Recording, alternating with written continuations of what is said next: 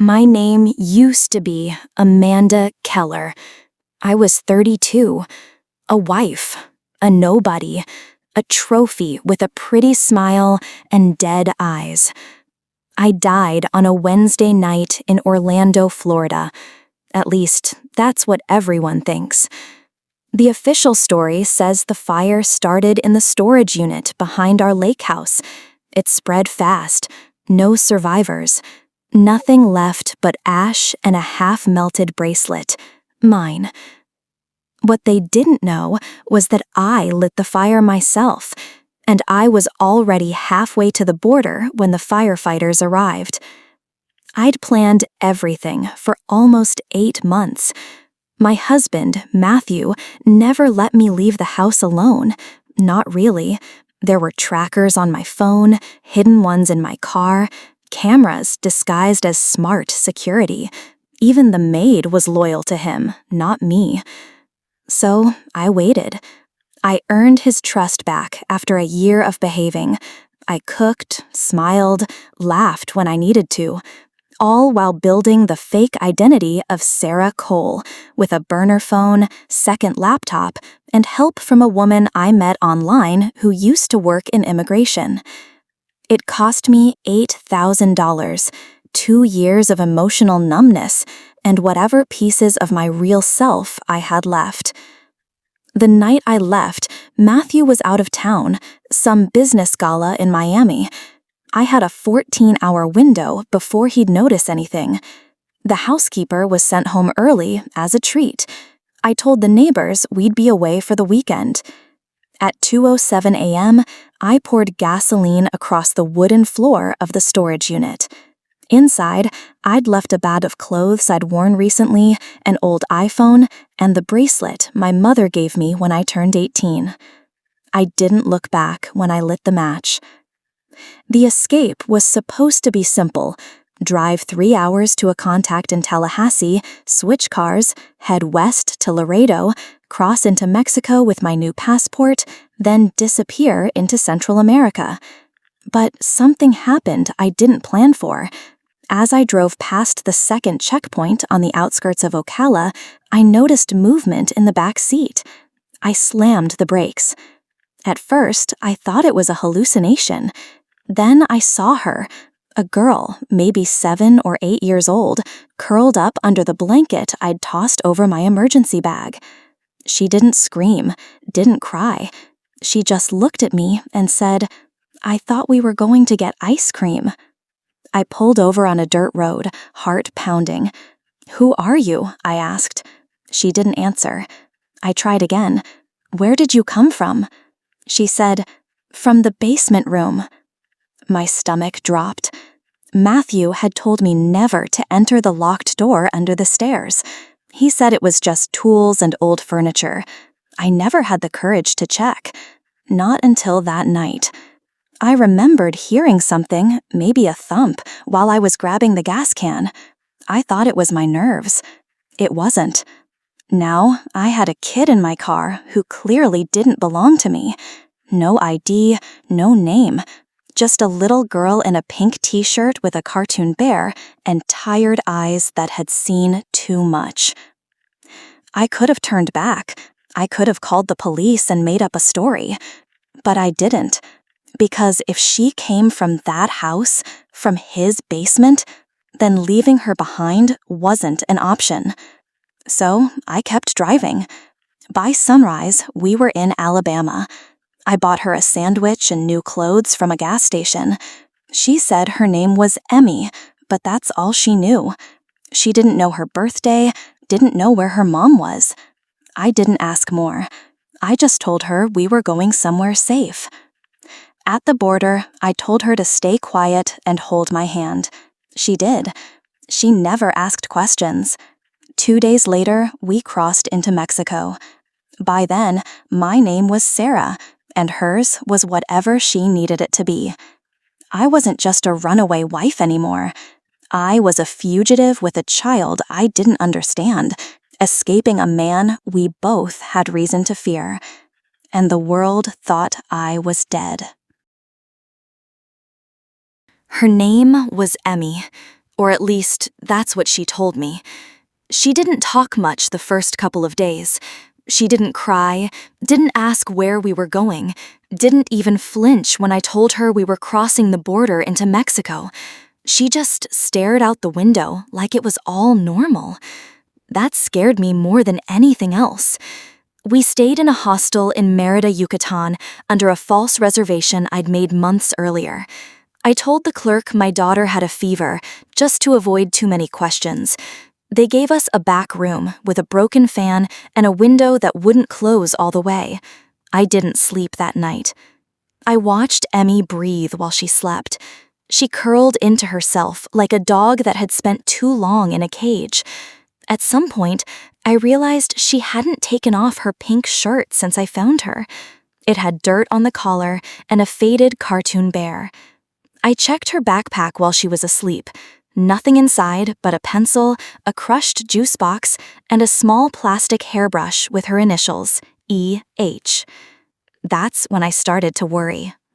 The next morning, I bought her a new outfit at the market and took her to a pharmacy for basic checkup items, vitamins, bandages, hydrating fluids. The pharmacist asked if she was mine. I nodded. I didn't have another answer. We stayed in Mérida for almost 3 weeks. I got work cleaning rooms at a small guest house owned by a retired couple from Veracruz. They paid me in cash, no questions asked. I homeschooled Emmy with scrap paper and a used Spanish-English workbook. She never once asked about going home. But one night, while brushing her hair, I noticed a mark on her left shoulder. It looked like a scar, old, jagged, circular, like from something heated. I didn't ask her about it. Not yet. A week later, while I was changing sheets at the guest house, I heard Emmy talking to one of the other guests, an older Canadian woman who was traveling alone. I peeked from behind the door, just in time to hear her say, "My dad says I'm not allowed to speak to strangers, but he's not my real dad." The woman laughed. Kids and their stories. But I froze. That was the first time Emmy had said anything about a parent. That night, I sat her down. "Emmy, where did you live before I found you?" She shrugged. "Do you remember your mom?" She shook her head. "What about your real dad?" She paused, then whispered, "He told me not to tell." I said nothing. She added, "He said I belong to him because he saved me." Those words sank like lead in my stomach, because that's exactly the kind of thing Matthew would say. Saved, owned, controlled. And now it was clear. She wasn't just a girl he kept in a locked room. She was someone he took. From who, I didn't know yet. But I was sure of one thing. She wasn't supposed to be there. I started digging. I used an old laptop I'd brought just in case, connected to public Wi-Fi, and began searching for missing child reports. Nothing came up under Emmy, nothing under EH either. I searched forums, dark net threads, even backlogged reports from 3 different states. Still, nothing. It didn't make sense. A girl that age doesn't go missing without someone looking for her, unless the person who took her knew how to erase every trace.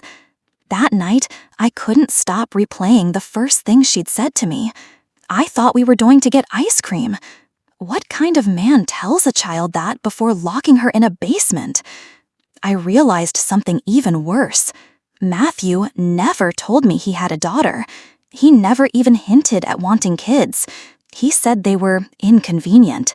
He controlled everything from our finances to my diet, but never brought up family. So who was Emmy to him?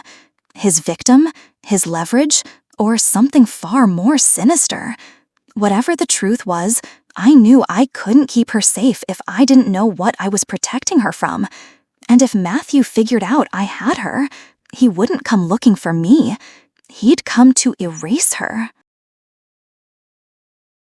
I woke up to a knock on the door. 3 soft taps. Not police, not a hotel staff, just deliberate. It was 7:18 a.m. Emmy was still asleep, curled under the sheet, one hand gripping her little pink bear. I looked through the peephole. A woman, late 30s, sunburnt skin, tired eyes. She wasn't dressed like a tourist. Black jeans, oversized jacket, and a messenger bag. Local, maybe, or hiding something too. I didn't open the door. Instead, I cracked the window and asked, "Who are you?" She looked up and said my fake name. "Sarah, I need to talk to you. It's about the girl." I froze. Only 2 people knew I had Emmy, and I was one of them. I told her she had the wrong room. She stepped back and held up a laminated paper. From a distance, it looked like a school photo. Emmy's face, but younger, cleaner, happier. "My name is Ana Rodriguez. I'm her mother." I opened the door. Not wide, just enough to see her hands were empty. She didn't try to come in. She pulled out a manila envelope and handed it to me. Inside, a birth certificate, 2 blurry photos of Emmy with this woman, and a missing persons flyer dated 2 years ago from outside San Antonio, Texas. I didn't speak. Ana said, "Her name is Elisa. She was taken from me when she was 5. I've been looking ever since." I asked, "How did you find me?" She said, "I didn't. I found her." Apparently, someone had posted a photo of Emmy from the guest house's weekly Facebook post. Just a crowd shot, blurry, but Ana recognized her instantly. She called a contact in Merida, hired someone to check if it was real. She'd been on a bus for 14 hours to get there. Now she was standing outside my door, asking for her daughter back. I said, "She doesn't remember you." Ana swallowed hard. "That doesn't mean she isn't mine." I didn't know what to feel. Relief? Suspicion? Betrayal? Was she telling the truth, or was this just another trick? I looked at Emmy, still asleep, still unaware. For 2 weeks, I'd kept her safe, fed her, washed her clothes, tried to teach her to spell again. Now, someone wanted to take her. But wasn't that the point? I let Ana in. We sat at the edge of the bed when Emmy stirred. When she woke up and saw Ana, she didn't scream, didn't smile, just blinked and said hi. Ana cried. Emmy looked confused. They talked for a while. I stepped outside, paced the hallway, checked the stairs. No sign of Matthew, no sign of anyone else. 15 minutes later, Ana came out. She said, "She doesn't remember me, but she remembers the man who took her." That night, I listened to Ana's full story. She was a waitress, had a messy custody battle. One day, her daughter was gone after school. The father had left the country. No leads. 2 years later, she saw her daughter in a picture posted from a guest house 2,000 miles away. She came alone. I asked, "Do you know a man named Matthew Keller?" She shook her head. "No, but Elisa mentioned a man who made her call him uncle, and that he said her mother didn't want her anymore." That was Matthew's style. No fists, just manipulation. I told Ana the truth. Well, parts of it. That I was escaping a dangerous man. That Emmy had been locked in a room. That I thought I was alone until I found her in my car. That I didn't know who she was. Ana listened. No shouting. No blame. When I said, "I wasn't trying to take her from you," she just nodded and said, "I believe you. But now you have a problem." I asked, "What problem?" She replied, "If he's looking for her, he'll find you first." That night, I didn't sleep. I packed 2 bags, burned a prepaid SIM, paid my boss a fake excuse, and said goodbye. I told Ana we were leaving the next morning. She offered to come with us, but I said no. I needed to keep moving, alone. The next day, Emmy left with me. Ana hugged her, whispered something in her ear, and gave me a folded paper. It was Emmy's birth certificate, the original. She said, "If anything happens, prove she's not yours. Save her." Then she left. Now, I wasn't just a runaway wife. I was a woman running with a child that didn't belong to her, and the world was one step closer to finding both of us. I didn't plan to stay in Oaxaca. It just happened. The bus ride from Mérida took almost 2 days. Emmy got sick halfway there. I had to change buses, then lie to a nurse at a roadside clinic just to get antibiotics without paperwork. We checked into a guest house owned by a retired teacher. She didn't ask questions. She just saw a tired woman and a quiet little girl who didn't speak Spanish and gave us a room with a working fan. That night, I locked the door, dragged the dresser in front of it, and pulled out the second phone I'd kept hidden from even myself. It was time to learn who Matthew really was. I started with his name, Matthew Keller, but I couldn't find anything past 2015. No school records, no family photos, no social media before that year. No trace of a man who should have existed for decades. Then I remembered something Anna told me. He said he saved her. That phrase stuck with me. So I searched his email alias I once saw him use, M. Kennedy 1977, at a star.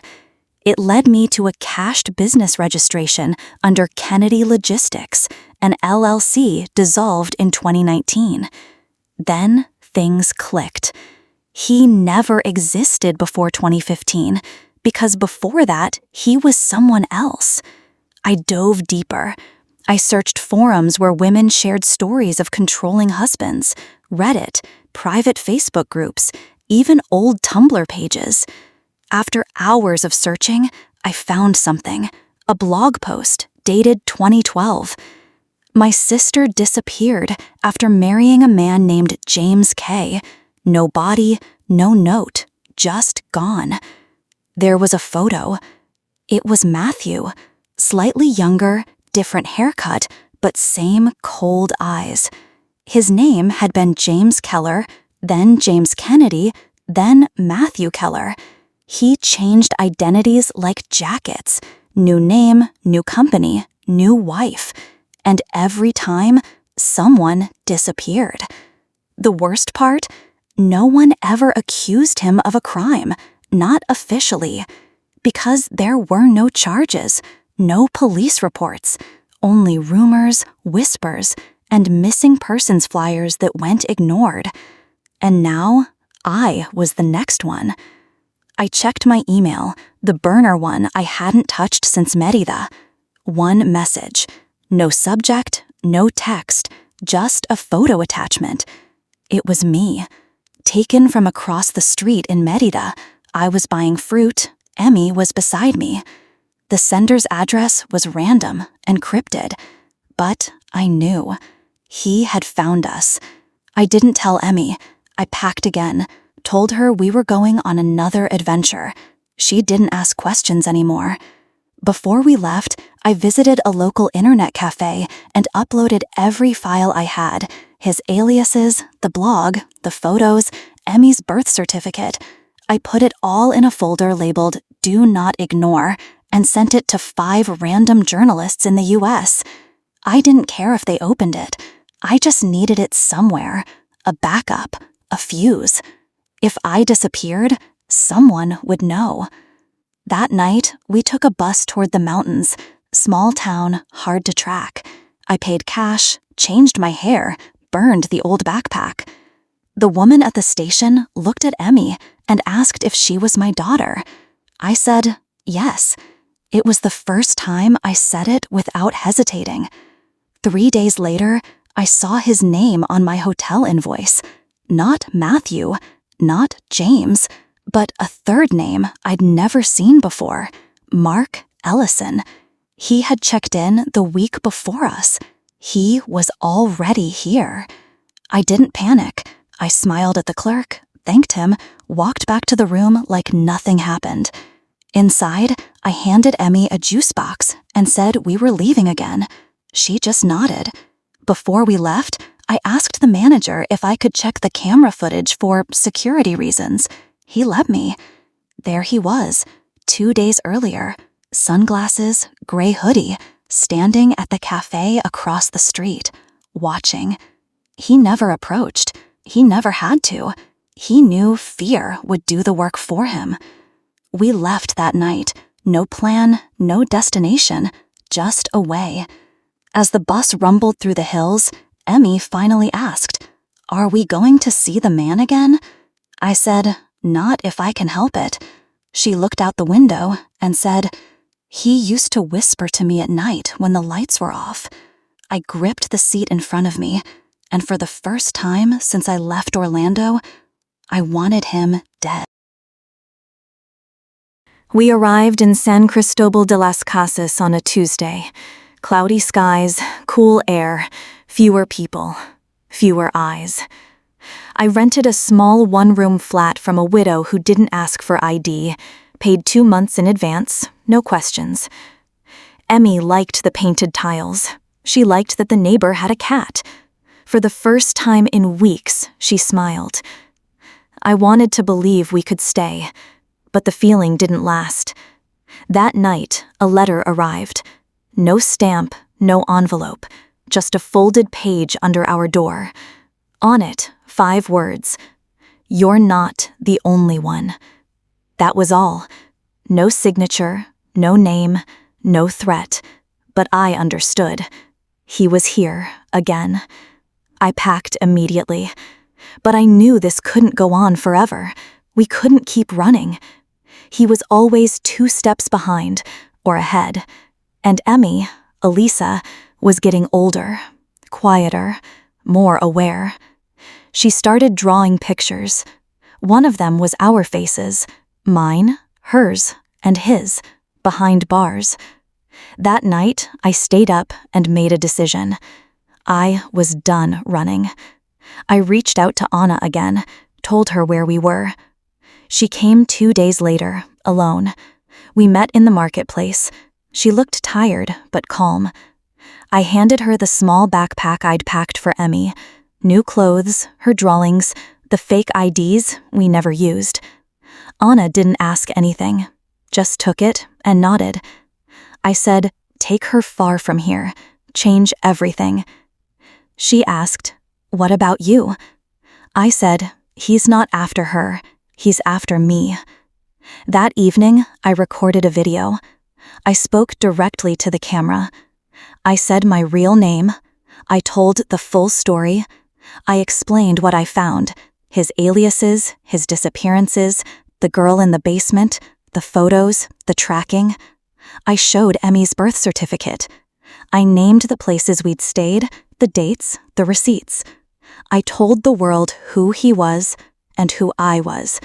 I uploaded it, sent it to 20 emails, journalists, lawyers, a few strangers from whistleblower forums. Then I deleted everything. I told the police where to find me. I said I had something they needed to see, but I didn't tell them everything. I didn't say I faked my death. I didn't say I crossed borders illegally. I just gave them a piece of the puzzle. And when they arrived, I didn't resist. I went with them quietly. They didn't charge me, not yet, but I was held, interrogated, investigated. And a week later, something incredible happened. My video went viral. People started digging. News outlets picked up the thread. And someone, somewhere, found a woman from 2013 who'd filed a missing person report for her sister. Then another, and another. Matthew, James, Mark, whoever he really was arrested crossing into Belize. He had fake documents, a briefcase full of passports, a gun. They called him a ghost husband, a master manipulator, a suspected serial abuser. But I just called him the man who almost erased me. They offered me witness protection in exchange for my testimony. I agreed. Not for revenge, not even for justice. For Emmy. Because if I stayed gone, she could live. Anna sends me photos sometimes. Of Elisa smiling, playing with a dog, starting school. She never asks about me. She knows I can't answer. In the eyes of the world, I'm still dead. Amanda Keller, burned in a fire in Florida. She's gone, buried, forgotten. But me? I'm someone else now. A name that doesn't belong to me. a face hidden behind caution. And that has to be enough. Because the girl I saved that night, she lives, she laughs, she draws pictures without shadows behind them. I gave up everything to save a child who wasn't mine. And in doing so, I became someone worth saving too. If this story stayed with you, don't scroll away in silence. Subscribe for more truths that never made the headlines. This is Burned by Love